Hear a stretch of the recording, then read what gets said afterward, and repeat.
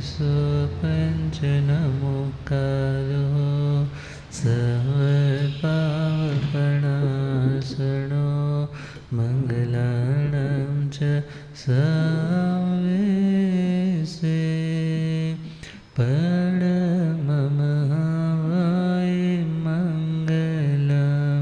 मंगलानां च सावेसे परममहावाय मंगलम्। बोलिए पंच परमेष्टि महामंत्र नवकार की जय। शासनपति श्रवण भगवान महावीर स्वामी की जय। आचार्य सम्राट ध्यान योगी परम पूज्य डॉक्टर श्री शिव मुनि जी महाराज की जय। शासन प्रभावक प्रवर्तक पंडित रतन पूज्य गुरुदेव श्री जगदीश मुनि जी महाराज की जय।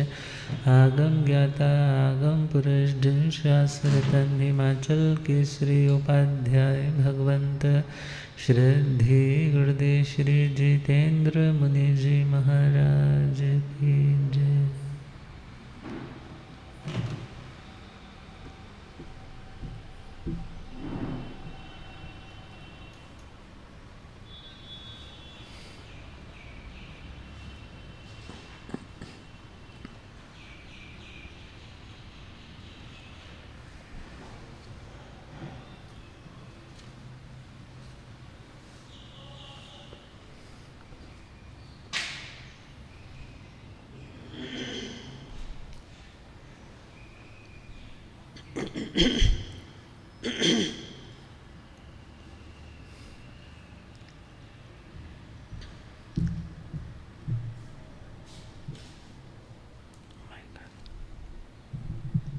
ओ भोले पंछी सोच जरा तेरा असली कहाँ ठिकाना है।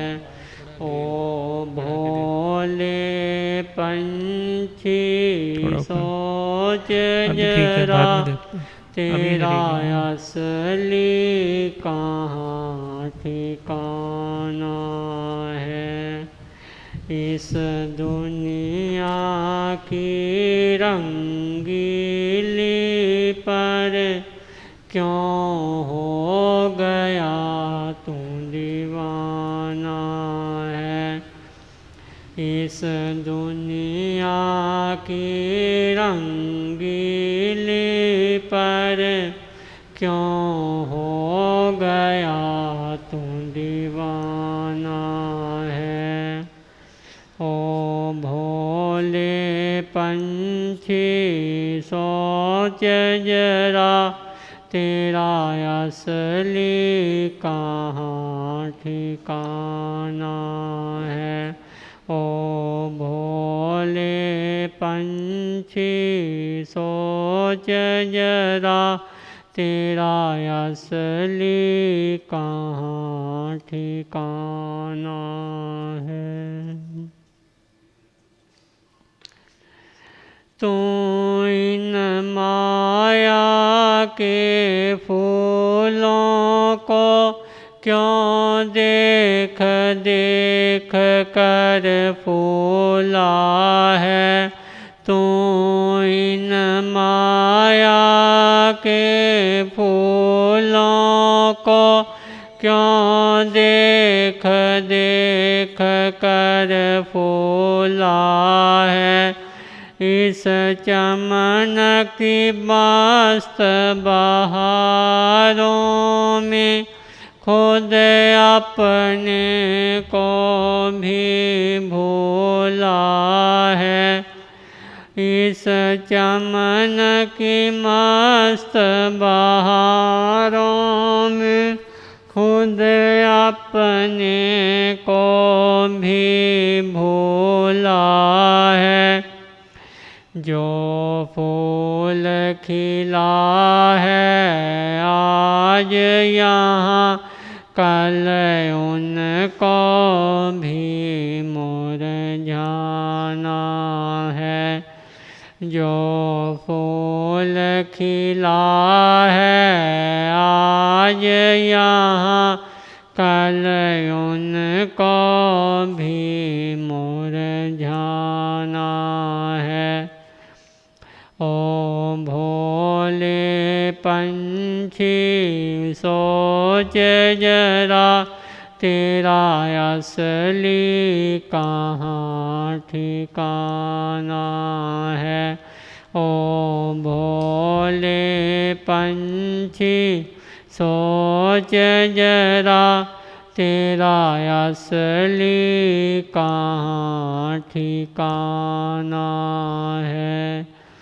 इस दुनिया की रंगीली पर क्यों हो गया तू दीवाना है। इस दुनिया की रंगीली पर क्यों हो गया तू दीवाना है। ओ भोले पंछी सोच जरा तेरा असली कहाँ ठिकाना है। ओ भोले पंछी सोच जरा तेरा असली कहाँ ठिकाना है। यह जीवन एक कहानी है, यहाँ 2 दिन की मेहमानी है। ये जीवन एक कहानी है, यहाँ 2 दिन की मेहमानी है। यहाँ टिक कर कोई रहा नहीं, यह दुनिया आनी जानी है। यहाँ टिक कर कोई रहा नहीं, यह दुनिया आनी जानी है। इस बात को भूल मत पगले, तुझको भी एक दिन जाना है। इस बात को भूल मत पगले, तुझको भी एक दिन जाना है। ओ भोले पंछी सोच जरा तेरा असली कहाँ ठिकाना है। ओ भोले पंछी सोच जरा तेरा असली कहाँ ठिकाना है।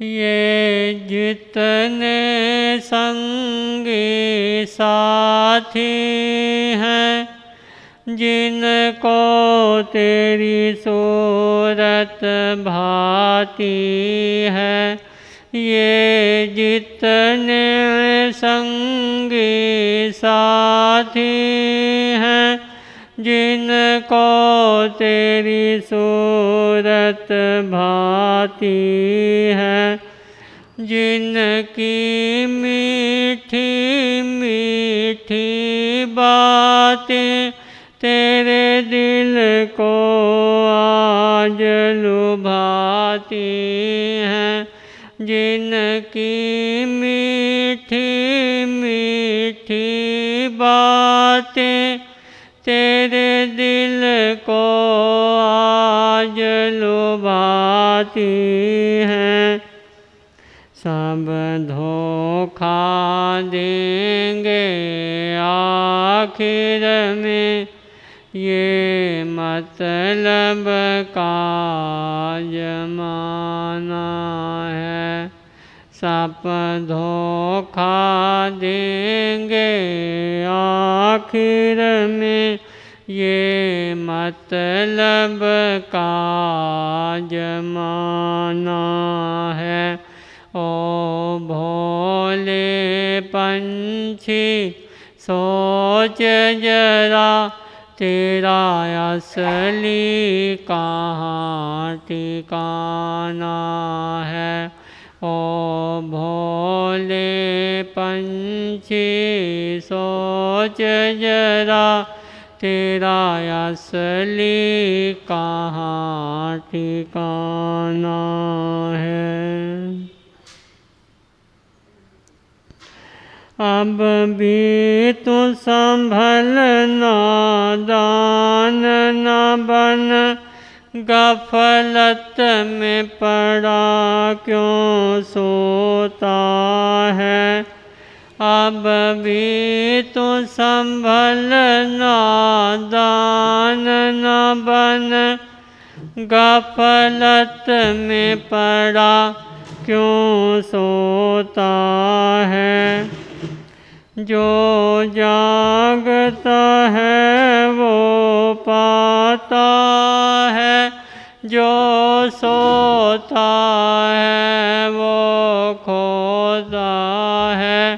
जो जागता है वो पाता है, जो सोता है वो खोता है। अपनी मंजिल को जो समझा, वह राही बड़ा सयाना है। अपनी मंजिल को जो समझा, वो राही बड़ा सयाना है। ओ भोले पंछी सोच जरा, तेरा असली कहाँ ठिकाना है। ओ भोले पंछी सोच जरा, तेरा असली कहाँ ठिकाना है। इस दुनिया की रंगीली पर क्यों हो गया तू दीवाना है। इस दुनिया की रंगीली पर क्यों हो गया तू दीवाना है। ओ भोले पंछी सोच जरा, तेरा असली कहाँ ठिकाना है। ओ भोले पंछी सोच जरा, तेरा असली कहाँ ठिकाना है। ओ भोले पंछी सोच जरा, तेरा असली कहाँ ठिकाना है।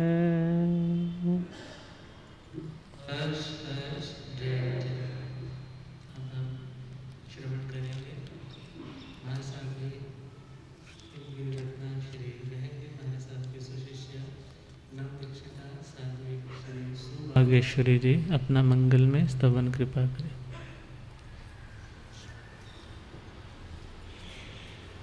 जहाँ ले चलोगे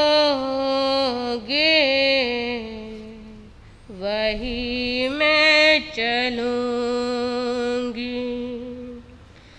जहाँ ले चलोगे वही मैं चलूँगा। जहाँ पे रख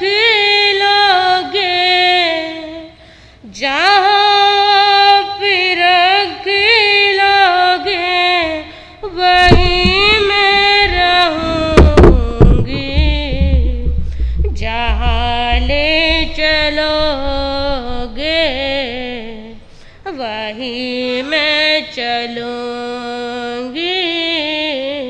जहाँ ले चलोगे वहीं मैं चलूँगा। ये जीवन समर्पित चरण में तुम्हारे, तुम्ही मेरे सर्वस्व, तुम्ही प्राण प्यारे। ये जीवन समर्पित चरण में तुम्हारे, तुम्ही मेरे सर्वस्व, तुम्ही प्राण प्यारे। तुम्हें छोड़ कर ना, तुम्हें छोड़ कर ना किसी के कहूँगा, जहाँ ले चलोगे वहीं मैं चलूँगा, जहाँ ले चलोगे वहीं मैं चलूँगा। न कोई उलाना, न कोई है अर्जी, करी लो करा लो, है तेरी मर्जी। न कोई उलाना, न कोई है अर्जी, करी लो करा लो, है तेरी मर्जी। कहना भी होगा तो, कहना भी होगा तो तुम्हीं से कहूँगा, जहाँ ले चलोगे वहीं मैं चलूँगा, जहाँ ले चलोगे वहीं मैं चलूँगी। दयानाथ दयानीय मेरी अवस्था, तेरे हाथ अब है सारी व्यवस्था। दयानाथ दयानीय मेरी अवस्था, तेरे हाथ अब है सारी व्यवस्था। जो भी कहोगे तुम, जो भी कहोगे तुम वही मैं करूँगा, जहाँ ले चलोगे वहीं मैं चलूँगा, जहाँ ले चलोगे वहीं मैं चलूँगी। जहाँ पे रख लोगे, जहाँ पे रख लोगे वहीं मैं रहूँगी, जहाँ ले चलोगे वहीं मैं चलूँगा, जहाँ ले चलोगे वहीं मैं चलूँगी।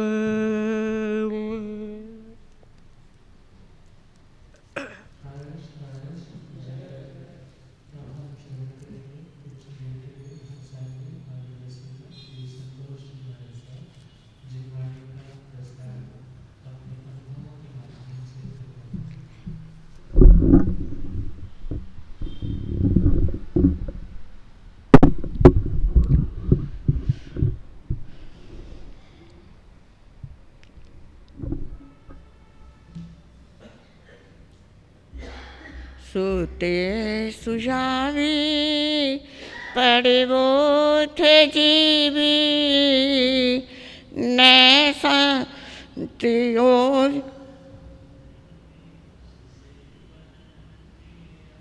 सुपने घोरा मुहूता अवलं शरीरं भारांड पक्षी वचरे पमतो। सर्वप्रथम परमपिता परमात्मा अनंत ज्ञानी अनंत उपकारी प्रभु महावीर के चरणों में हृदय की असीम आस्था के साथ कोटि कोटि नमन। परम श्रद्धेय परम आराध्य आगम ज्ञाता आगम पुरुष उपाध्याय प्रवर गुरुदेव श्री जितेंद्र मुनि जी महाराज, मम श्रद्धा मम आराध्या गुरनी मैया के चरणों में वंदन नमस्कार करते हुए उपस्थित धर्मानुरागी आत्मा, गुरु कृपा से शासन देव की कृपा से आप महापुरुषों की वाणी का श्रवण करेंगे। एक छोटा सा वाक्य, एक सेंटेंस, एक किसी पत्रिका के पन्ने के ऊपर पढ़ने को मिला। मैं भीतर गया, मैं भीतर गया। उसे पढ़ा, पढ़ने के साथ ही साथ एक चिंतन जागृत हुआ। उसी वाक्य को, उन्हीं शब्दों को आगे पीछे किया। मैं भीतर गया तो चिंतन में कुछ हाथ में आया, कुछ पल्ले पड़ा। मैं भी तर गया, मैं भी तर गया। एक निष्कर्ष निकाला, मैं भीतर गया और भीतर जाने के बाद मैं तर गया। क्योंकि जब तक हम बाहर भटक रहे हैं, बाहर की दुनिया में, इस भौतिकता में खोए हुए हैं, तब तक हमारे हाथ पल्ले कुछ भी लगने वाला नहीं है। कुछ भी उपलब्धि हमारे को ऐसी होने वाली नहीं है जिससे हमारी आत्मा का कल्याण हो जाए। वो कल्याण कब होगा?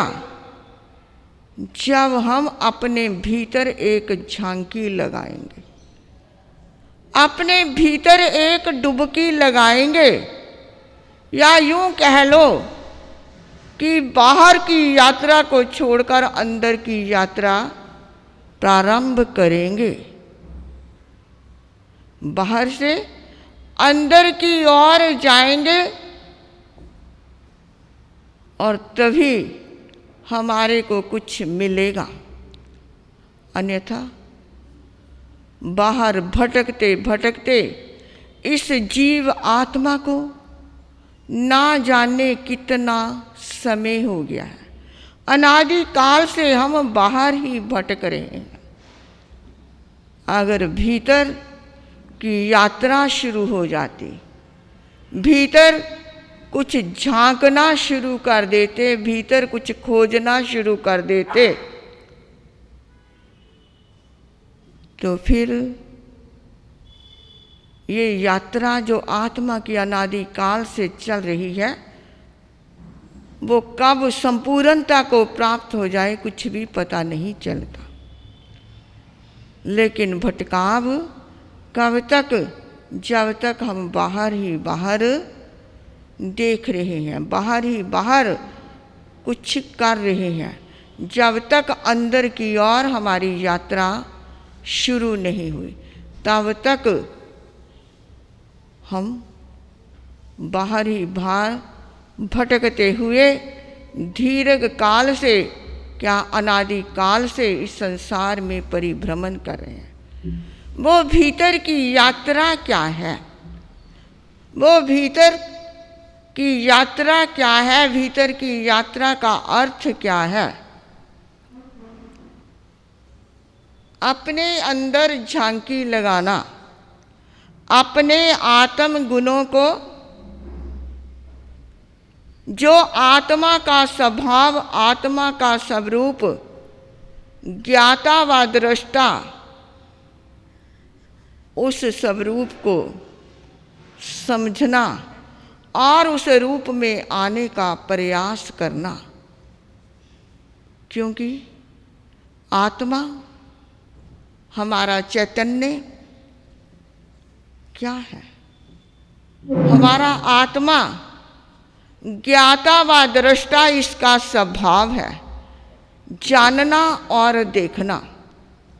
लेकिन हम विभाव में आए हुए हैं, कर्ता और भोक्ता का रूप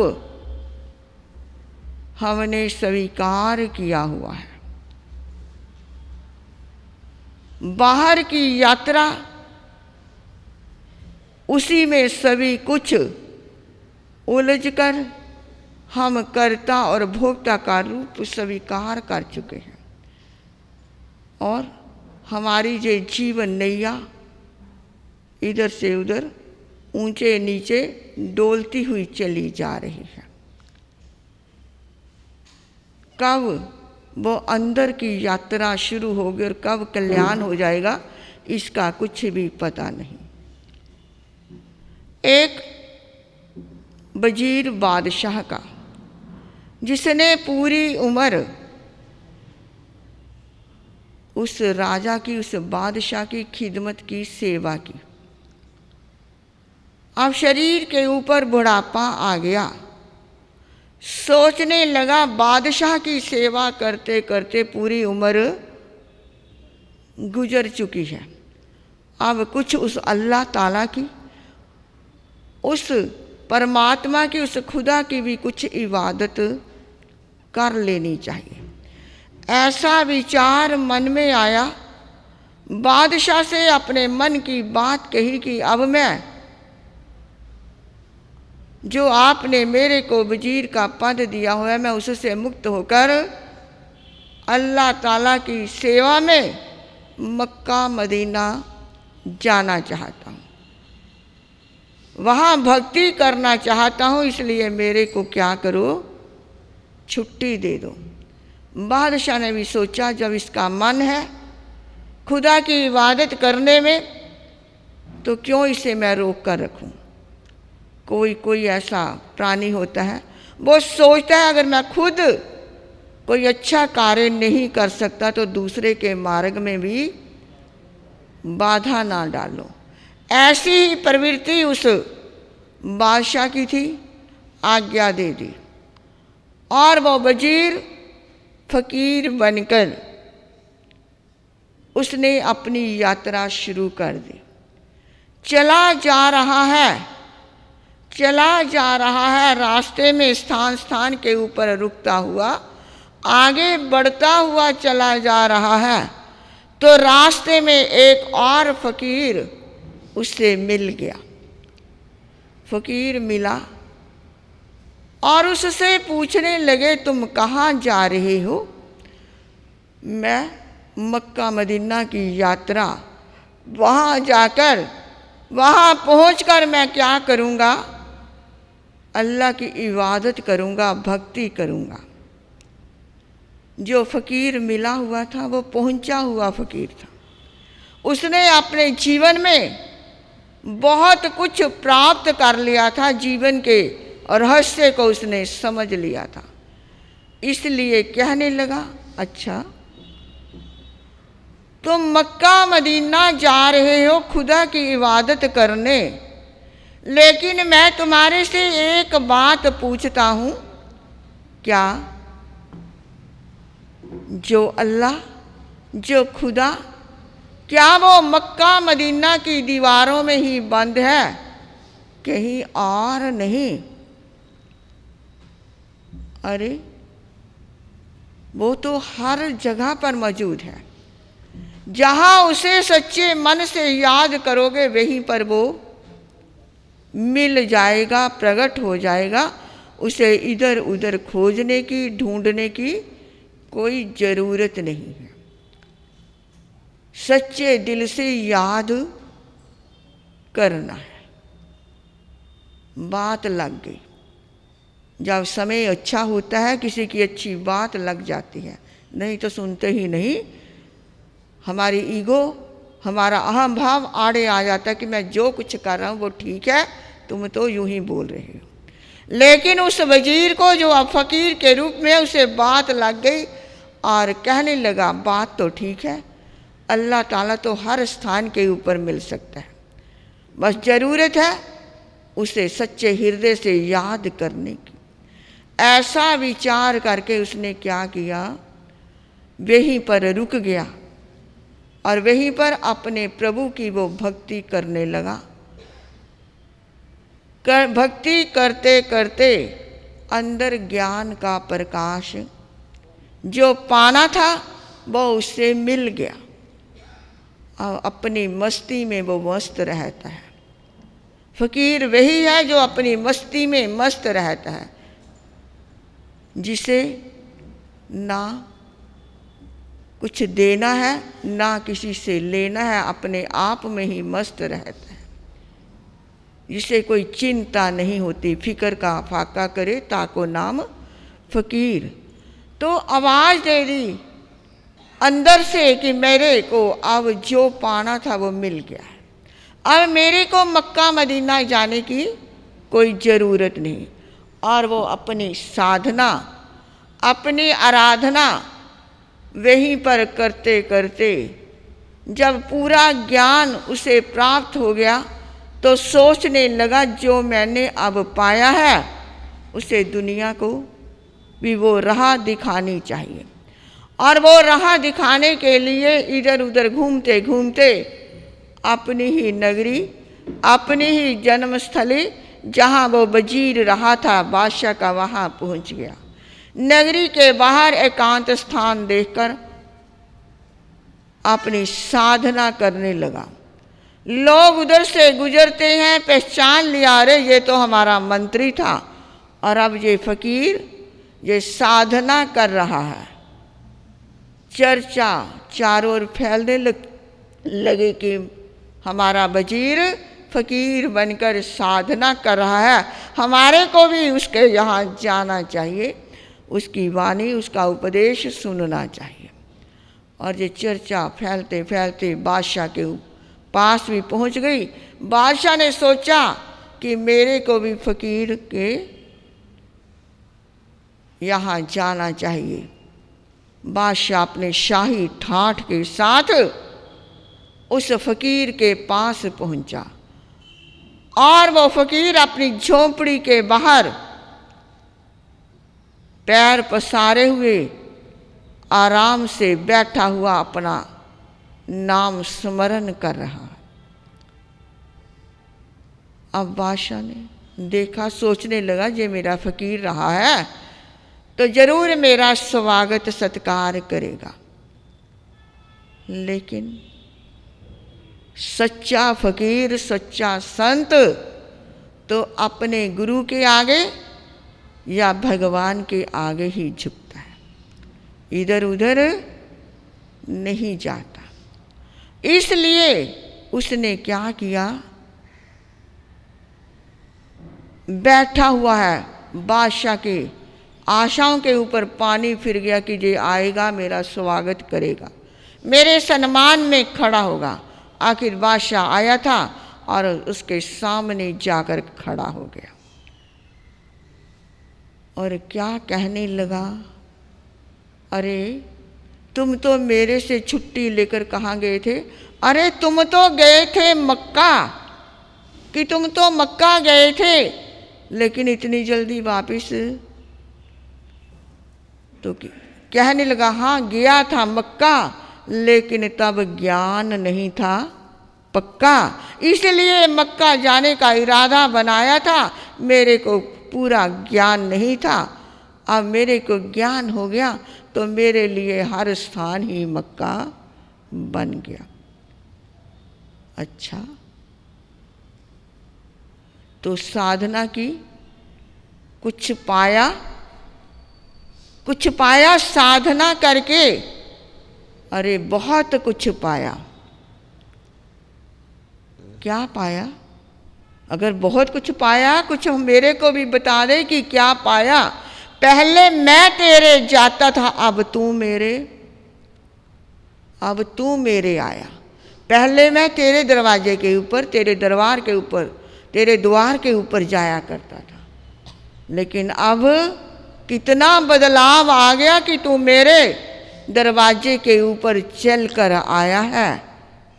अच्छा, अगर पाया है तो कुछ मेरे को बता, कुछ मेरे को भी बता दे, क्योंकि एक तमन्ना होती है संत के दरबार में जाएं, गुरु के दरबार में जाएं, उनका आशीर्वाद जहाँ हमारे मन में जो कुछ है उनके चरणों में रखें और वो हमारे को कोई वरदान,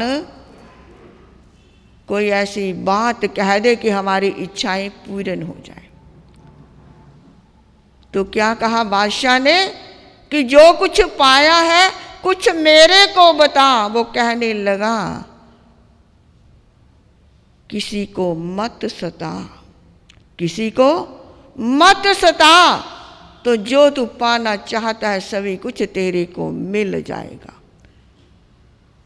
तो उस फकीर ने, जो वजीर था, बाहर की यात्रा से जब अंदर की यात्रा शुरू की, अंदर की ओर वो गया, तो उसे ज्ञान, उसे ऐसा प्रकाश मिला कि उसका जीवन ऊंचा उठने लगा। तो इसी प्रकार से हम भी अब तक जो बाहर भटक रहे हैं, बाहर के भटकाव को छोड़कर जो इच्छा, तृष्णा, आशा आदि की उलझनों में उलझे हुए हैं, उनसे अलग होकर अगर हम अपने भीतर जो हमारी आत्मा का गुण है, ज्ञाता और दृष्टा, उस गुण में, उस स्वभाव में आना चाहते हैं, तो फिर क्या करना है कि भीतर की यात्रा को शुरू करना है और बाहर से मुख हमने मोड़ना है। तो इस प्रकार से मैं भीतर गया तो मैं भी तर गया। जब हम भीतर अपने डुबकी लगाएंगे तो इस संसार सागर से पार हो जाएंगे। इन्हीं शब्दों के साथ मैं अपने वक्तव्य को विराम देती हूँ। ओम शांति, ओम शांति।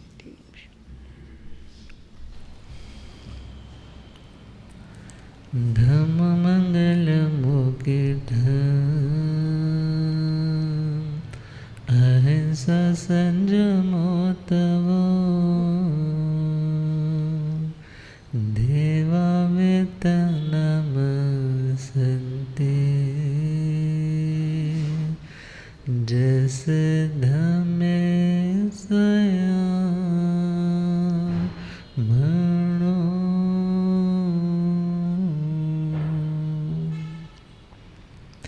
श्री महावीर प्रभु को मेरी वंदना, श्री महावीर प्रभु को मेरी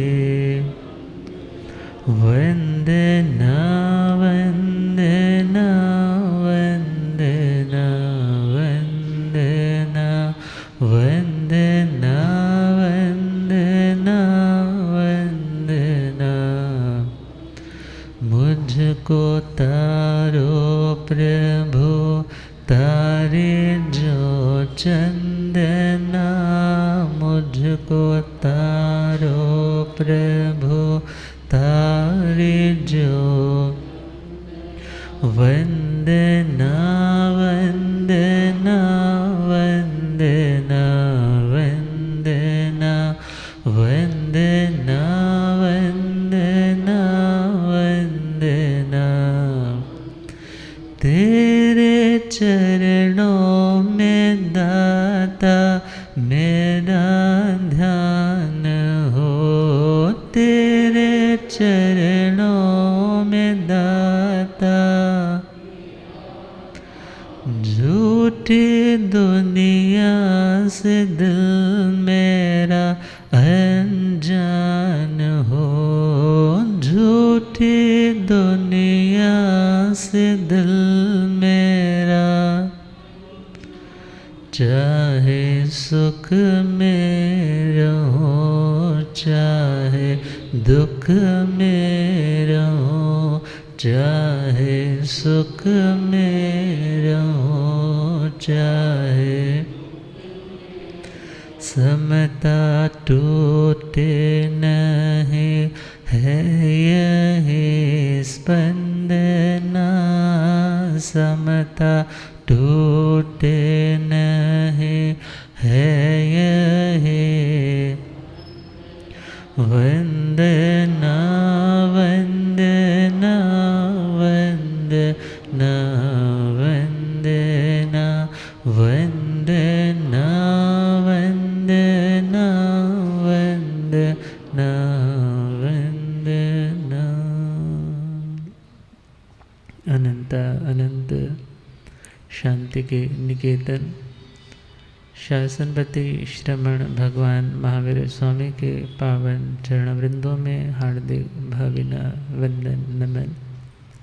मेरे अंधेरे जीवन को रोशनी प्रदान करने वाले परम उपकारी आगम ज्ञान के भंडार, आगम ज्ञाता आगम पुरुष जिन शास्त्ररत्न हिमाचल केसरी उपाध्याय भगवंत श्रद्धेय गुरुदेव श्री जितेंद्र मुनि जी महाराज साहब के पावन चरण कमलों में हार्दिक भावना वंदन। आदरणीय सेवा भावी श्री पुरुषोत्तम मुनि जी, पाठ पर शोभायमान आगम रसिका प्रवचन प्रभाविका महासाध्वी श्री संतोष जी, हिमगिरी रत्ना महासाध्वी श्री महक जी, आगम रसिका मधुर कंठ की ध्वनि महासाध्वी श्री प्रेक्षा जी एवं समस्त आदरणीय भगवती स्वरूपा महासाध्वी वृंद, धर्म सभा में उपस्थित धर्म अनुरागियों, सुशीलवती माताओं एवं बहनों, असीम पुण्यदय से भाग्यदय से आप सबको संतों का समागम और वीतरागवाणी श्रवण करने का शुभ अवसर प्राप्त हो रहा है। श्रीमद् समवायंग जी सूत्र के आलोक में 32 योग संग्रहों की चर्चा प्रारंभ की है। 5वां योग संग्रह है शिक्षा। क्या नाम है? शिक्षा। शिक्षा आत्मा को सहजता की ओर लेकर के जाती है, मगर शिक्षित होना इतना सहज नहीं। शिक्षा आत्मा को सहजता देती है, मगर शिक्षित होना इतना सहज नहीं। ग्रहण शिक्षा, आसेवन शिक्षा ज्ञान को दिमाग के धरातल पे, माइंड के धरातल पे ग्रहण करके उसे मेमोरी में स्टोर करना, ये तो है ग्रहण शिक्षा। कन्वे करने की एबिलिटी भी प्राप्त कर लेना, ये भी है ग्रहण शिक्षा। मगर आसेवन शिक्षा मीन्स उस शिक्षा को जिंदगी में अपना लेना, आपकी ज़िंदगी में वो झलकने लग जाए। आपको ज़ुबान से बोलने की आवश्यकता कम और आपकी क्रिया व्यवहार से ही सामने वाला उस बात को जानने लग जाए। उस शिक्षा का नाम है आसेवन शिक्षा। और जब तक ये दोनों नहीं आते तब तक सहजता नहीं आती। जिंदगी में असहजता क्यों है? क्योंकि शिक्षा का अभाव है। यदि दिमाग के धरातल पे माइंड की प्रोग्रामिंग अच्छी है भी, मगर वो ज़िंदगी में हमारे प्रैक्टिकली वो अमल का रूप नहीं ले पाता। इस कारण हम कहीं ना कहीं असहज हो जाते हैं, या हमारी प्रवृत्तियों को देख करके सामने वाला असहजता को महसूस करता है कि भाई बहुत डाइकॉटमी है इसकी लाइफ में, ये बोलता कुछ है और करता कुछ है। तो भगवान कहते हैं शिक्षित होने के लिए एक शिष्य को अपने गुरु की सन्निधि में आना होता है, क्योंकि शिष्य के लिए शब्द आता है डिसाइपल। इंग्लिश में शब्द क्या आता है? डिसाइपल। डिसाइपल कौन है? जो डिसिप्लिन में रहे। डिसाइपल कौन है? जो डिसिप्लिन में रहे, और जो ऑलरेडी अपने बड़ों के डिसिप्लिन में रह चुके हैं, वो भी किसी के डिसाइपल रह चुके हैं, उन्हें गुरु कहा। उन्हें क्या कहा? गुरु कहा। और कहा जाता है everybody wants to command and nobody wants to serve. Remember, if you are not a good servant you can not become a good master. अर्थात हर व्यक्ति चाहता है कि यदि आज मैं किसी जगह काम करने गया हूँ तो मुझे बॉस की चेयर मिल जानी चाहिए, मुझे गुरु का ही वो लेवल, वो प्लेटफॉर्म आज ही अचीव हो जाना चाहिए। मगर क्या कहा? जब तक आप एक अच्छे सेवक नहीं बनते, एक अच्छे हेल्पर नहीं बनते, तब तक आप एक पक्के और सच्चे और अच्छे मास्टर, गुरु बनने के लायक भी नहीं। तो उस लेवल तक पहुंचने के लिए जब कुछ भी कहो वो हर चीज़ बड़ी सहजता से बहुत इजीली हो जाती है, और एक आप है, आप उसी काम को करने में बहुत वक्त लगा देते।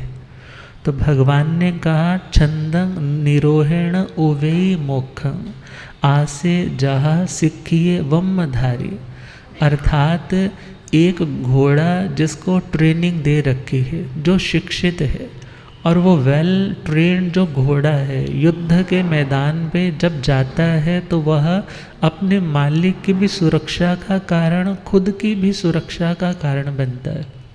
और जिसे ट्रेनिंग नहीं दी, ऐसा हमारा मन भी तो घोड़े की तरह है ना, जो विषयों का हरा हरा चारा जहाँ देखता है उसी और भागने लगता है। शब्द का, रूप का, गंध का, रस का, स्पर्श का।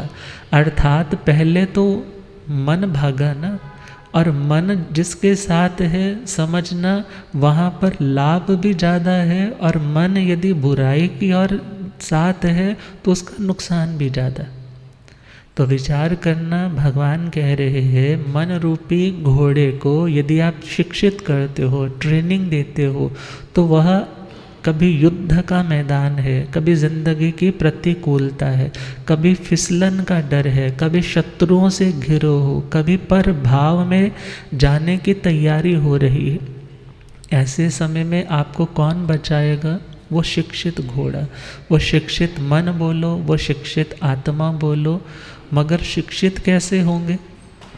जैसे घोड़े की ट्रेनिंग के लिए आजकल तो कुत्तों को ट्रेनिंग देने के लिए भी अलग अलग उनके ट्यूटर्स हैं, उनको पढ़ाते हैं, सिखाते हैं कि किस तरह बैठना, किस तरह से मालिक बुलाए तो जाना। तो विचार करना है, एक शिष्य को भी तो शिक्षित होना पड़ेगा ना। जो उसकी इच्छाएं अभी टिल अनटेम्ड है, अभी अनकंट्रोल्ड है, जो उसके ही नुकसान का, उसकी ही दुर्घटना का कारण बनती है, उन्हें कंट्रोल में लेकर आने के लिए कोई मास्टर चाहिए जो उसे शिक्षित करे। और वो शिक्षित कौन होंगे? 36 गुणों गुरु मज्जंग। कौन होंगे? 36 गुणों गुरु मज्जंग, अर्थात उत्तम आचार वाले, जिनमें उत्तम क्वालिटीज हैं, जो उत्तम गुणों की आराधना स्वयं कर रहे हैं। उनकी दिशा निर्देश में जब एक शिष्य रहेगा तो भगवान कहते हैं वो शिक्षित हो सकता है। वो थ्योरी का ज्ञान और प्रैक्टिकली ज्ञान, इन दोनों में परफेक्ट हो सकता है।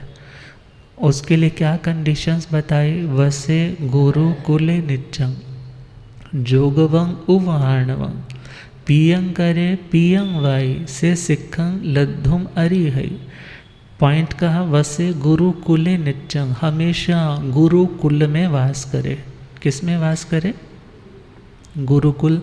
आजकल तो स्कूल्स को भी पुराने पैटर्न पे एक नाम का फैसिनेशन क्रिएट करने के लिए, लोगों को अट्रैक्ट करने के लिए नाम रख देते हैं द गुरुकुल। मगर गुरुकुल का मतलब गुरु की सन्निधि। गुरुकुल का मतलब गुरु की सन्निधि, जहाँ पर आपकी देख रेख, आपके हर तरह का विधि निषेध का ध्यान रखने वाले सिर पर कोई बैठे हुए गुरुजन है।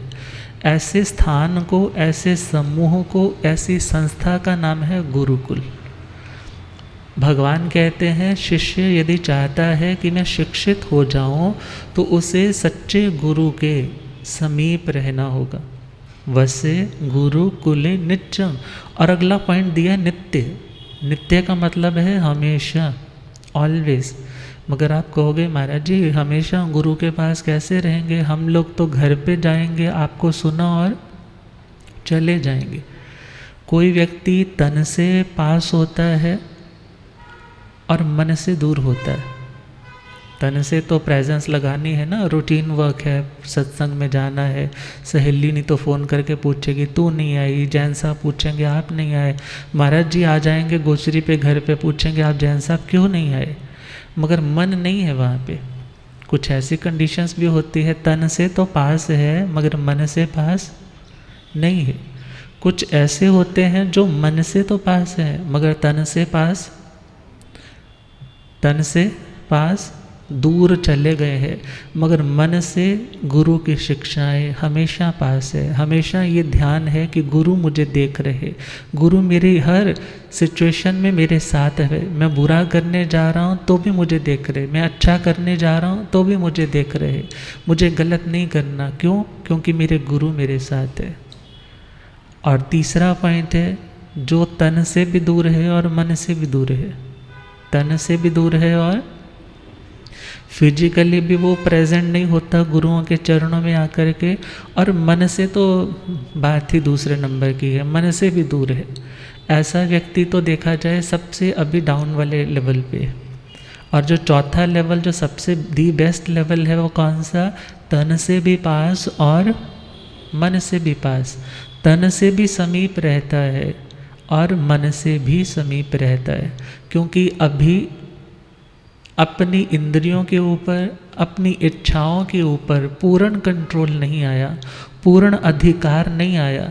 पूर्ण अधिकार आ गया होता तो वह एकाकी प्रतिमा धारण कर लेता, अकेला विचरण करने की हिम्मत उसके पास होती। मगर एकाकी विहार भी, एकल विहार प्रतिमा भी उसी को दी जाती है, वही ग्रहण करता है जो समर्थ हो चुका होता है। अदरवाइज जब एक गुरु के परिवार में रहा जाता है, एक दूसरे को देख करके यदि मन के परिणाम गिर रहे हैं तो दूसरों को देख करके दोबारा से वो डाउन जा रहे भाव क्या हो जाते हैं, वो और बढ़ने लग जाते हैं। आत्मा कहती है देख वो भी तो पाल रहे हैं, तू क्यों ऐसा कर रहा है, वो भी तो इतना विवेक रख रहे हैं, तू ऐसा क्यों कर रहा है। मीन्स जब अच्छे लोगों की संगति में रहोगे, गुरुओं के समीप रहोगे, तो कहा जाता है a good company is more powerful than self confidence या विल पावर। व्यक्ति बोले जी मेरी विल पावर बहुत है, मैं सिगरेट नहीं पीऊँगा, मैंने बस सोच लिया नहीं पीऊँगा, मगर बाहर गया 4-5 लोग दोस्त वैसे ही मिल गए, वो वही आदतें ट्रिगर हो गई, बॉडी में केमिकल्स सिक्रेशन वैसा हुआ, फिर वैसा हो गया। मगर जितनी देर वो गुरुजी के पास रहा, उसने बोला कि मैं 4 दिन नहीं जाऊँगा गुरुजी से दूर। हाँ, 4 दिन पास है तो 4 दिन उसने कोई नशा नहीं किया, कोई ऐब नहीं किया, कुछ गलत काम नहीं किया। क्यों नहीं किया? क्योंकि good company is more powerful than will power. तुम्हारी विल पावर से भी ज़्यादा स्ट्रांग यदि कोई चीज़ है वो कौन है? वो अच्छी संगति। इसलिए कहा जब तक तुम इतने पक्के मजबूत नहीं हो जाते तब तक तुम्हें उस आवे में रहना होगा। जैसे घड़े को पकने के लिए किस में रखा जाता है? आवे में। उसको तब तक आँच लगती है, तब तक उस सेक को सहना पड़ता है जब तक उसमें परिपक्वता ना आ जाए। इसी प्रकार गुरुकुल में वास भी एक शिष्य के लिए तब तक ज़रूरी है, इसेंशियल है, इंडिस्पेंसेबल है, जब तक वह परिपक्व ना हो जाए, उन गुणों को अपने भीतर पूरी तरह से धारण भी करे और एक भी गुण की बूंद को कभी रिसने ना दे।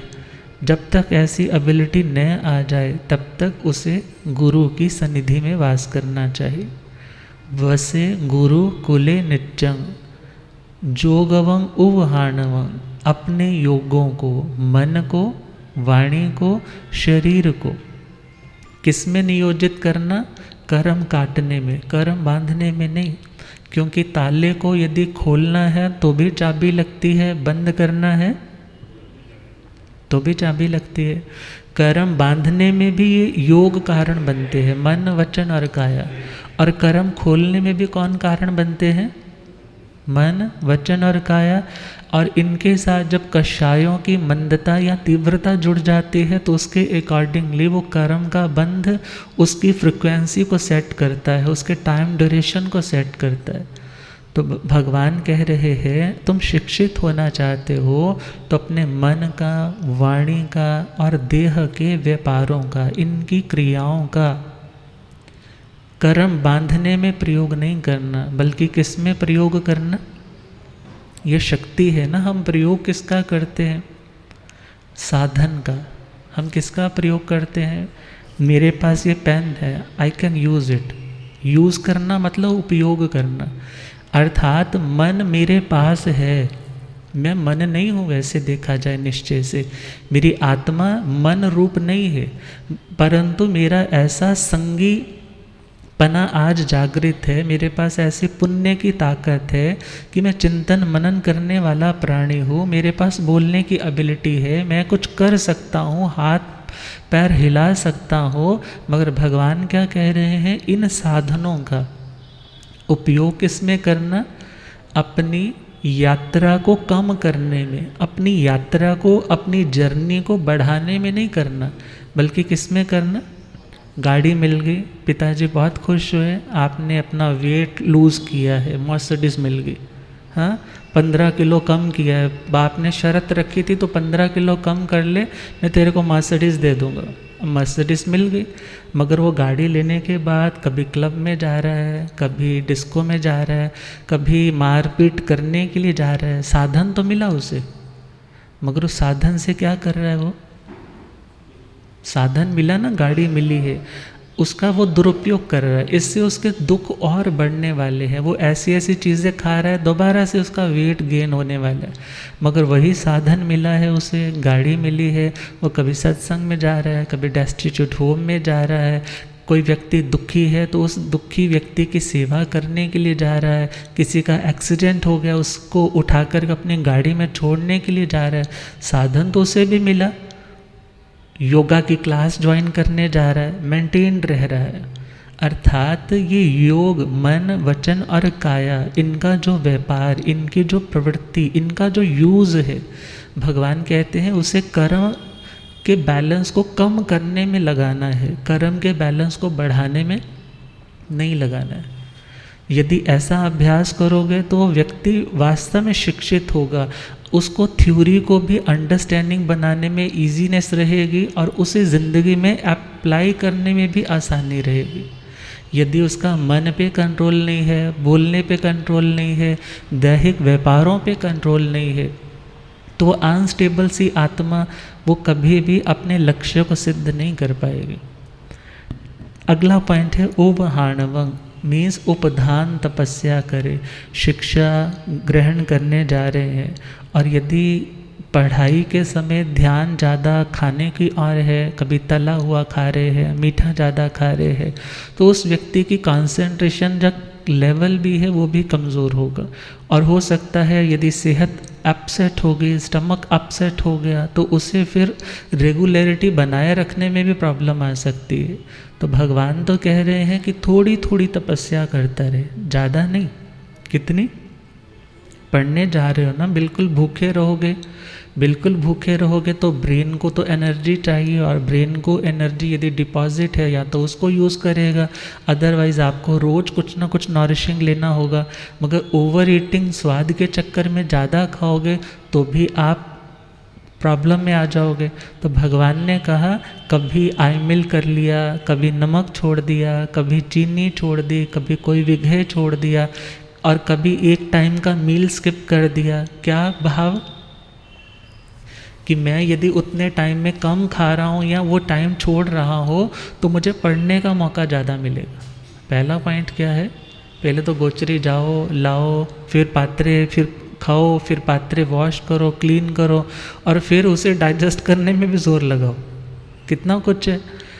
मीन्स यदि उपधान तपस्या है तो तुम भोजन करते वक्त भी यदि लाइट ले रहे हो, सिलेक्टेड ही ले रहे हो, तो तुम थोड़ा खा करके भी तपस्वी हो सकते हो, रस इंद्रिय पर विजय प्राप्त कर सकते हो। मगर यदि स्वाद की ओर ही ध्यान है तो ना तो साधना में सफलता मिलेगी और ना तुम शिक्षा में भी पूरी तरह परफेक्ट हो पाओगे। अगला पॉइंट है पियंग करे पियंग वाई से सिक्खंग लद्धुम अरिहई। दुनिया में किसको शिक्षा देने का मन करता है? आपके पास अच्छी सुजेशन है, आप किस व्यक्ति को वो शिक्षा, वो अच्छी बात शेयर करने में अपना मन तैयार करते हो? जो व्यक्ति आगे से खाने को बढ़े, या जो व्यक्ति आगे से बड़े प्यार से कहे, ओ थैंक यू, आपने मेरा इतना ध्यान रखा, आपने मेरे को इतना लायक समझा कि आपने अपना टाइम निकाल करके मेरे बारे में सोचा होगा, सोचा तो आपने मेरे को ऐसा कहा होगा। मैं सच में कितना सौभाग्यशाली हूँ कि आपने मुझे ऐसा योग्य अवसर दिया, मुझे ऐसा योग्य समझ करके समझाया। आपके पास जब कभी भी कोई नई जानकारी आएगी, आप उस व्यक्ति को ज़रूर बताओगे। क्यों बताओगे? उसका बिहेवियर ही इतना मैग्नेटिक है, वो इतना ज़्यादा अट्रैक्टिव है, आपको लगता है कुछ भी नया आए मैं उससे शेयर करूं, कोई भी अच्छी जानकारी है उसके फील्ड की है मैं उसको बताऊं। क्यों? क्योंकि वो बहुत वेलकमिंग है, वो हर चीज़ को बहुत अच्छे से सुनता है, बहुत इज्जत से सुनता है। मगर यदि आपके पास कोई अच्छी जानकारी है और आप सामने वाले को देते हो और वो सामने वाले कहता है मेरे को पहले ही पता है, आप अपनी जानकारी ना अपने पास रखा करो, मेरे को ज़रूरत नहीं है ये पुरानी सी बातें आप बताते रहते हो, 10 साल ओल्ड हो चुकी है। फिर आप नेक्स्ट टाइम उसको शिक्षा देने के वक्त पहले सोचते हो इसको ये बात बोलूँ या नहीं बोलूँ। अर्थात यदि सामने वाला आपकी बात को काटने वाला है, झगड़ा करने वाला है, उल्टा आपको ही शिक्षा देने वाला है, कठोर बोलने वाला है, इल मैनर्ड तरीके से पेश आने वाला है, फिर आप उसके साथ अच्छी जानकारी कभी शेयर नहीं करते। और भगवान कह रहे हैं यदि तुम शिक्षित होना चाहते हो तो तुम्हें अपनी ज़िंदगी की कमियों का पता होना ज़रूरी है। और यदि ज़िंदगी की कमी कोई बता रहा है तो उसके साथ भी प्यार से बात करे, उसके साथ झगड़े से, रूखेपन से बात नहीं करे। और यदि आज रूखेपन से बात करोगे तो याद रखना कल को कोई दिक्कत आएगी तो वो व्यक्ति देखता हुआ भी तुम्हारा नुकसान हो रहा है, वो देख रहा है, जान रहा है किस व्यक्ति के कारण हो रहा है, मगर फिर भी तुम्हें बताएगा नहीं। इसलिए भगवान ने क्या बोला? प्यार से बोले। पंजाबी में एक कवि ने लिखा है, मिठा बोली नीवा चली, मिठा बोली नीवा चली, हथों भी कुछ दे, रब उन्हां दी बुक ली, तो जंगल क्या ढूंढे। अर्थात तुम भगवान को पाना चाहते हो, भगवान मीन्स शांति, पीस ऑफ माइंड। तुम भगवान को पाना चाहते हो तो पहला अभ्यास कौन सा करो? मीठा बोलना है, प्यार से बोलना है। अब विचार करो, इंग्लिश में भी लिखना है या आ भी लिखना है, उसे बनावट के लिए भी आपको कितनी प्रैक्टिस करनी पड़ती है अच्छा सुंदर लिखने के लिए। ऐसे ही अच्छा बोलने के लिए भी प्रैक्टिस करनी पड़ती है। कोई व्यक्ति सहज ही मिठास होती है उसकी ज़ुबान पे, और यदि नहीं भी है तुम अभ्यास करो, धीरे धीरे वो असहज लग रहा है तुम्हें उस आदत को अपनाना, मगर उसमें जब परफेक्ट हो जाओगे तो वही सहज हो जाएगा, तुमसे कठोर बोला ही नहीं जाएगा। तो भगवान कह रहे हैं यदि तुम प्रिय बोलने वाले, अच्छा बोलने वाले हो तो तुम शिक्षित हो जाओगे। और यदि डिग्री तो बहुत सारी है मगर बोलने में मिठास नहीं है तो भगवान कहते हैं तुम अभी अधूरे शिक्षित हो, अभी पूर्ण शिक्षित नहीं बने। अगला पॉइंट है पियंग करे पियंग वाई। हमने पियंग वाई को पहले समझा है। पियंग करे का मतलब है जो सबका अच्छा ही अच्छा करता है, जैसे बोलते हैं ना भला करने वाला आदमी, भला आदमी। यदि कोई भला आदमी है आपकी सोसाइटी में है, आपके यदि मैनेजमेंट कमेटी में है, आपके किट्टी मेंबर्स में कोई ऐसा है, आपके रिलेटिव्स में कोई ऐसा है जो बहुत भला है, और यदि वो भला आदमी है और तुम्हें पता चलता है वो ऐसी प्रॉब्लम में है तो तुम्हारा मन करता है कि मैं अपनी बात उसको कन्वे करूं, उसको बताऊं कि तुम इससे इस तरीके से निकल सकते हो, और तुम हेल्प भी करने के लिए तैयार हो जाते हो। क्यों? क्योंकि वो भला आदमी है। कैसा आदमी है? भला आदमी है। और जो व्यक्ति भला है, यदि एक शिष्य या एक बच्चा यदि भला है, नेक है, अच्छे दिल का है, अच्छे व्यवहार वाला है, अच्छा ही अच्छा करता है, किसी ने बुरा भी किया तो उसका आगे से बुरा नहीं करता है, उस झगड़े और रगड़े से बच कर के उस बात को समझने की कोशिश करता है, तो ऐसा व्यक्ति, सपोज़ करो उसने आपका कभी बुरा किया भी था, मगर आपको पता लगा कि वो उस व्यक्ति ने मिसअंडरस्टैंडिंग में ऐसा किया था, उसकी इच्छा, उसकी इंटेंशन वैसी नहीं थी, तो आपको लगता है वो व्यक्ति वास्तव में बड़ा भला है, आज वो प्रॉब्लम में है, या मेरे थ्रू कोई व्यक्ति उसका बुरा करवाना चाहता है, ये व्यक्ति मेरा बहुत ख़ास है, इसके साथ उसकी नहीं बनती है, ये कहने आया है कि तू उसका बुरा कर, मेरी हेल्प कर। मगर ऐसे टाइम में आप क्या बोलोगे? सॉरी भाई, मैं उस व्यक्ति का बुरा नहीं कर सकता। क्यों? क्योंकि वो व्यक्ति बहुत भला आदमी है। कैसा आदमी है? वो सबका अच्छा करता है, तो मैं उसका बुरा कैसे कर दूं? तो भगवान कहते हैं तुम्हें यदि कोई सेफ्टी देने वाला है, तुम्हें यदि कोई प्रोटेक्शन देने वाला है, तुम्हारी यदि कोई हेल्प करने वाला है, वो अपना करैक्टर है, तुम्हारा अपना कर्म है, और यदि तुम भले हो तो तुम्हारी भलाई से प्रभावित होकर के तुम्हारे ऊपर आने वाले संकट को रोकने वाला कोई भी हो सकता है, मगर तुम्हें अपने नेक रास्ते को, अपने अच्छी डायरेक्शन को, अपनी मंजिल की पहचान को भ्रमित होकर के छोड़ना नहीं। तो इन बातों को हमने समझना है। शिक्षित कौन है? शिक्षित कौन है? जो गुरुओं के समीप रहता है, गुरुओं की शिक्षाओं के समीप रहता है, और गुरुओं के पावन मंगल में आशीष जिसे मिलते रहते हैं, उसका तो मानो रोज ही, निरंतर ही ऑरा क्लीन होता रहता है। बोलते हैं ना ऑरा क्लीन करना है, तो ऑरा क्लींजिंग का सबसे बेहतर तरीका है, जब गुरुओं के दोनों हाथ आपके सिर पे आ जाते हैं ना, तो आपका ऑरा क्या हो जाता है? वो तो ऑटोमेटिकली क्लीन हो जाता है। तभी तो क्या कहा, जिनके सिर पे सतगुरु जी का हाथ है, जिनके सिर पे सतगुरु जी का हाथ है, उन भक्तों के देखो कितने ठाठ हैं, जिनके सर पर सतगुरु जी का, उन भक्तों के देखो कितने, हो क्या बात है, क्या बात है, जरा के देख लो, जिनके सर पर सतगुरु जी का हाथ है, उन भक्तों के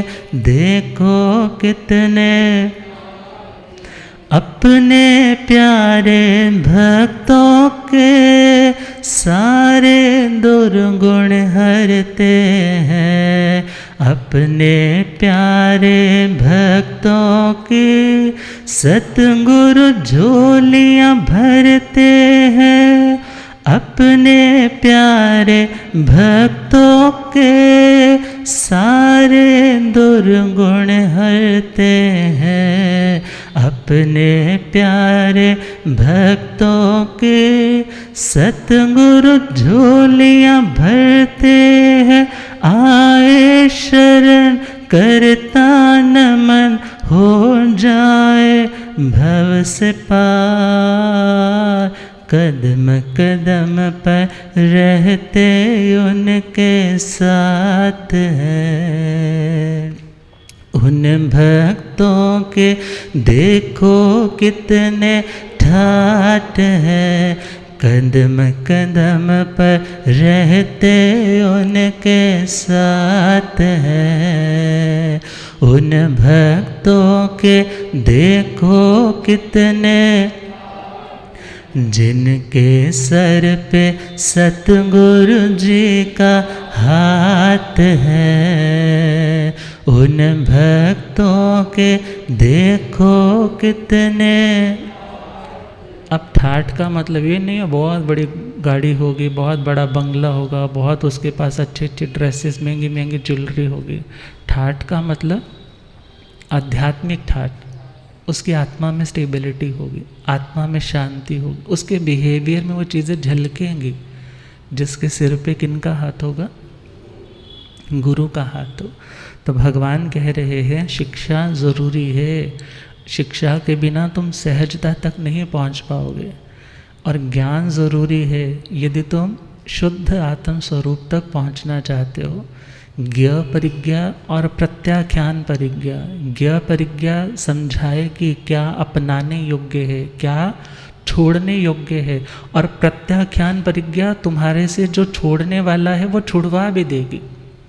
तो ये दोनों चीज़ें, नॉलेज और अप्लाइड वर्जन ऑफ नॉलेज, दोनों चीज़ें जब जिंदगी में आएंगी तभी वो व्यक्ति इस 5वें योग संग्रह की आराधना कर पाएगा। अब छठा योग संग्रह है निष्प्रतिकरमता, निपड़िकम्मया। निष्प्रतिकरमता क्या बताया? निष्प्रतिकरमता। प्रतिकरम, प्रतिकरम जैसे 10-15 साल पहले इस स्थानक में कली का रंग थोड़ा ब्लू से कलर का था ना, कलियां होती थी। अब वाइट वॉश दूसरे होने लग पड़े, पेंट वाले। किसी चीज़ के ऊपर आप कोई चीज़ लाग लपेट करते हो उसको और सुंदर बनाने के लिए, उसका नाम है प्रतिकरम। देह को और सुंदर बनाने के लिए व्यक्ति देह को साफ करता है, उसके ऊपर अलग अलग तरह के ऑयल से अलग अलग तरह के विलेपन है वो अप्लाई करता है। और चले तो देह को और सुंदर दिखने के लिए सुंदर सुंदर कपड़े, डिज़ाइनर कपड़े, इसमें ये लेस होनी चाहिए, ये कपड़े का ये कंट्रास्ट होना चाहिए। कपड़े पहन लिए हैं, कपड़े के बाद ज्वेलरी अच्छी होनी चाहिए। औरतें हैं तो ये मेरी रिंग ये डायमंड वाली, ये प्लैटिनम वाली, ये वो वाली है, फिर ये बैंगल्स अच्छे वाली होनी चाहिए, डिज़ाइन होना चाहिए। अब पैरों में पहनने के लिए कुछ है तो पैरों के लिए भी वो मैचिंग वाला बढ़िया क्वालिटी वाला जो अच्छे ब्रांड वाली है वो चप्पल, वो हील होनी चाहिए। अब थोड़ा और आगे बढ़ जाए, हाथ में जो पर्स है वो कैसा होना चाहिए? हाँ, सामायिक वाला बैग, हाँ, या कोई ब्रांडेड वाला जिसके साथ आपके वो आजकल वो साथ में वो टंगा होता है ना, वो सैनिटाइजर, हाँ, बिल्कुल अच्छे से पैक, साथ में मोबाइल भी अब कौन सा होना चाहिए जिसके बाहर डायमंड का ऐसे डिज़ाइन बना हो, हाँ, कैमरा हो उसके ऊपर, बहुत अच्छी क्वालिटी वाला मोबाइल हो। अब इयररिंग्स पहनने हैं तो वो कैसे हो, कैसे हो? महाराज जिस स्थानक आना है तो नॉर्मल चल जाएंगे, मगर शादी पे जाना है तो कितना खुद को तैयार करना है। अब चेहरा है तो एक जगह एक टीचर ने क्वेश्चन रखा कि सबसे छोटे से छोटे स्पेस में सबसे ज़्यादा सजावट का कोई एग्जाम्पल दो। कहने लगा जी करवा चौथ वाले दिन औरतों का चेहरा। किसका चेहरा? ये हम प्रतिक्रम वर्ड को समझ रहे हैं, जस्ट हम जोक नहीं सुना रहे। प्रतिक्रम, प्रतिक्रम का मतलब सजाना, खूब सजाना। अब अभी तक तो हम गले तक तो आए नहीं ना, हमने सीधा चेहरा पकड़ लिया। गले में भी अलग आपको अच्छा सा डिज़ाइन चाहिए, कानों में चाहिए, नाक में चाहिए। अब कुछ लगाना है तो बिंदी भी मैचिंग वाली, अच्छे डिज़ाइन वाली चाहिए। अब बाल है तो बालों का कलर भी, उम्र भले 70 साल की हो गई है मगर उनको देख कर के ऐसा लगता है अभी तो ये जवान है। अब देखो ना, बाल है तो बाल के भी कितने डिज़ाइन होते हैं, कितने डिज़ाइन के, वो क्या बोलते हैं उसको, जूड़ा कितने स्टाइल का, वो गुत्त है वो कितने स्टाइल की। अब ये सारी चीज़ें किस में आती हैं? प्रतिक्रम में। किस में आती है? ये जितनी भी श्रृंगार की पद्धति है, भले वो आभरणालंकार, ऑर्नामेंट से, मल्यालंकार जो मालाएं इत्यादि धारण की जाती है, वस्त्राभरण है जो वस्त्र इत्यादि धारण किए जाते हैं, या केशालंकार है, केशों को सजाया जाता है। ये सारी चीज़ें किसको सजाने के लिए? बाह्य इस देह को। किसके लिए सजाने के लिए? सामने वाला देखेगा, सामने वाला प्रशंसा करेगा, सामने वाला मेरे प्रति बाकियों से एक अलग भाव को लेकर के मेरे पास भी आएगा। अर्थात इतनी तैयारी किसके लिए? इतनी तैयारी किसके लिए? दुनिया के भोगी संसार को अपनी ओर आकर्षित करने के लिए। Very simple. मगर भगवान ने क्या कहा? निष्प्रतिकरमता। तुम योग संग्रह, मोक्ष से जुड़ना चाहते हो, अपने योगों को, मन वचन काय, इनके स्पंदनों को तुम रोक करके शैलेशी अवस्था तक पहुंचना चाहते हो, उन्हें संग्रहित करना चाहते हो, उन्हें कंडेंस उस सिचुएशन तक पहुंचाना चाहते हो, तो तुम्हें निष्प्रतिकरमता का ध्यान रखना होगा। निष्प्रतिकरम मतलब नो सजावट। निष्प्रतिकरमता मतलब नो सजावट, किसी तरह का कोई विभूषा का कार्य नहीं। अब विभूषा यदि की जाती है यदि दूसरे को फंसाने के लिए, तो याद रखना मकड़ी जाल बुनती है किसी दूसरे जीव को फंसाने के लिए, मगर लास्ट क्या होती है? उसी में फंस जाती है।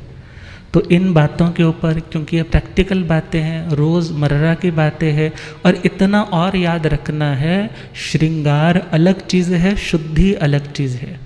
श्रृंगार अलग चीज़ है और शुद्धि। भगवान ने भी कहा कि यदि अशुद्धि लगी है तो तुम उस कंडीशन में साधना नहीं करोगे। वॉमिटिंग हो गई, विष्ठा इत्यादि पड़ी है, या रक्त इत्यादि गिरा पड़ा है, कपड़ों के ऊपर लगा है, या देह के ऊपर ऐसी कोई मलिनता है, तो तुम उस कंडीशन में अपनी साधना नहीं करते हो, बल्कि उसको क्या कर लेते हो?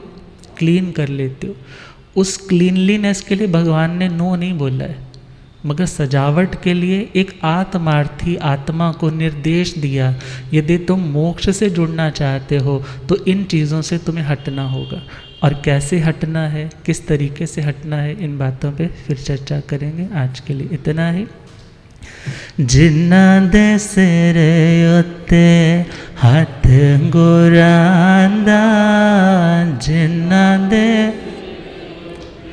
हाथ गोरान ओ नानो कांदा धरवे लोको, ओ नानो कांदा धरवे, जिन्ने डोरा गुराते सुटिया, जिन्ने गुराते ओ नानो कांदा धरवे लोको, ओ नानो कांदा धरवे। बड़े सौभाग्य से आप सभी को दिव्य वितरक वाणी को श्रवण करने का सौभाग्य मिल रहा है। धन्य दिन होगा जब जो सुनते हैं वो जिंदगी में पूरी तरह से सबके आ जाएगा। ये भावना भानी है, अपने लिए तो स्पेशली भानी।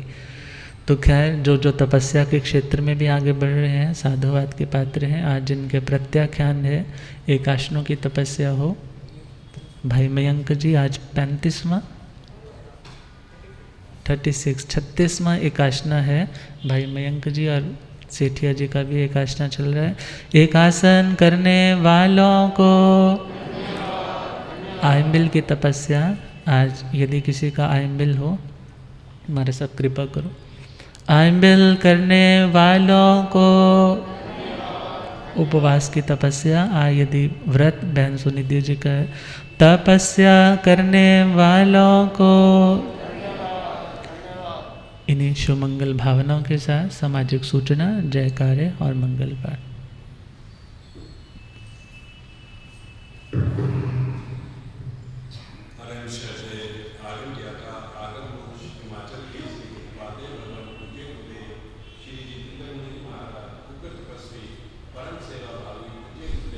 श्री रमन मुनि जी महाराज ठाणे 6, आगम रसिका महासाध्वी श्री संतोष जी महाराज ठाणे 4, आगम रसिका महासाध्वी प्रेक्षा जी महाराज ठाणे 4, हिमगिरी रत्ना महासाध्वी श्री महक जी महाराज ठाणे 4, तप ज्योति महासाध्वी श्री सर्वज्ञ प्रभा जी महाराज ठाणे 2 के पावन चरणों में वंदना नमस्कार करके सुख साता पूछते हैं और आप सबके स्वास्थ्य की मंगल कामना करते हैं। उपाध्याय भगवान की कृपा बरस रही है, ज्ञान की गंगा बह रही है। जो थोड़ा सा समय हमें प्राप्त हुआ है इसका अधिक से अधिक लाभ लें। मैं बहन कमलेश जी का भी धन्यवाद करना चाहूँगा, जिन्होंने रविवार शाम को डॉक्टर बंसाली को साथ में लेके आए और साध्वी वृंद को दिखाया और सेवा का लाभ लिया। एक जो हमें सूचना प्राप्त हुई है, महाराज श्री राम प्रसाद जी महाराज से शिक्षित दीक्षित श्री शुभ मुनि जी महाराज सेवा भावी श्री शाली भद्र जी मुनि जी कल मोहाली में हाउस नंबर 870 सेक्टर 10 नज़दीक मानव मंगल स्कूल, श्रीमान कृष्णलाल जी के सुपुत्र अनिल जैन रमन जैन के निवास स्थान पर 10 से 11 कल बुधवार 10 तारीख को होगा। प्रवचन होगा। उनका प्रवचन कल उनके निवास स्थान में 10 से 11 बजे बुधवार को 10 तारीख को होगा। सभी को पहुंचकर लाभ लेना है। परिवार की तरफ से निवेदन है। बाहर से पधारने वाले सभी भाई बहनों का ऐसे जैन सभा स्वागत करती है, अभिनंदन करती है। उनसे अनुरोध नाश्ता में भोजन लेके जाएं, जिसकी व्यवस्था नीचे भोजनशाला में की गई है। अब गुरुदेवों के मुखारबिंद से महापुरुषों के जयकारे मंगल पाठ श्रवण करें। महावीर स्वामी परम पूज्य श्री आत्माराम जी, आचार्य सम्राट परम पूज्य श्री आनंद ऋषि जी, आचार्य सम्राट परम पूज्य श्री देवेंद्र मुनि जी, वर्तमान आचार्य सम्राट ध्यान योगी परम पूज्य डॉक्टर श्री शिव मुनि जी। मेरे ख्याल से मुझे जो सूचना मिली थी, महासाधु श्री प्रेक्षा जी का दीक्षा देना आज विशुद्धि जी महाराज साहब, जिनका आज पावन दीक्षा दिवस है, आज बोलना रह गया, तो बहुत बहुत शुभकामनाएं हैं। महासाध्वी आगम रसिका श्री प्रेक्षा जी महाराज साहब की सुशिष्या है, बहुत ही तन्मयता के साथ विनयशीलता के साथ आगे बढ़ रही है। मोक्ष मार्ग की सच्ची आराधक बने, गुरुओं की इंज्ञागार संपन्न साध्वी बने और अपने लक्ष्य तक पहुँचे, ऐसी मंगलमय शुभ मंगल भावना।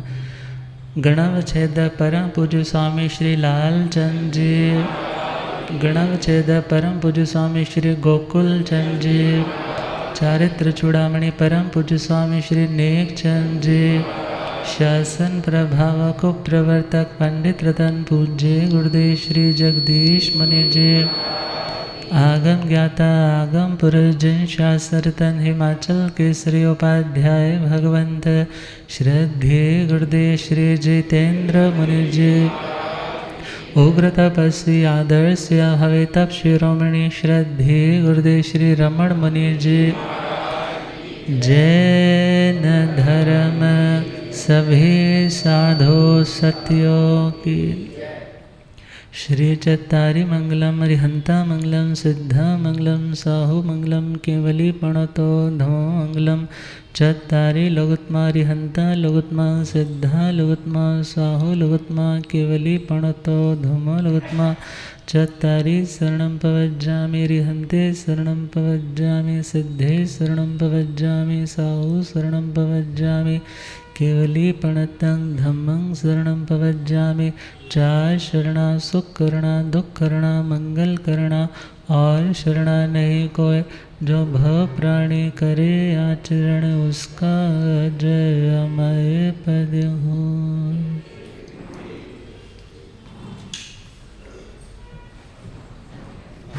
हाँ जी।